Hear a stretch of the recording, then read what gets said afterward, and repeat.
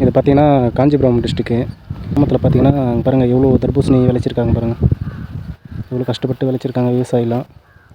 அந்த தர்பூசணி இஷ்யூனால் இவ்வளோ லாஸ் ஆகியிருக்கு. இவ்வளோ லாஸ் ஆகிருக்கு பாருங்கள். ஃபுல்லாக வேஸ்ட்டு தான் இந்த நிலத்தோட உரிமையாளர்.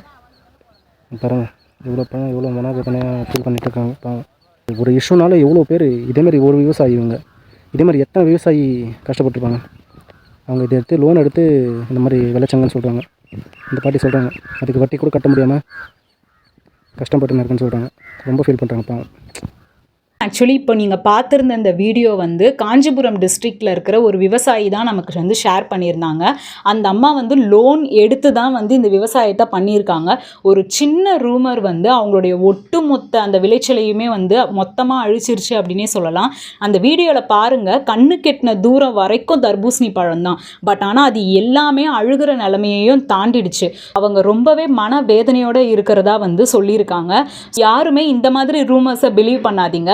தர்பூசணி சாப்பிட்றது கெடுதி அப்படின்னு சொல்கிறாங்க இல்லைங்களா, அதை விட அதிகமான கெடுதி வந்து நம்ம குடிக்கிற குளிர்பானங்களில் இருக்குது.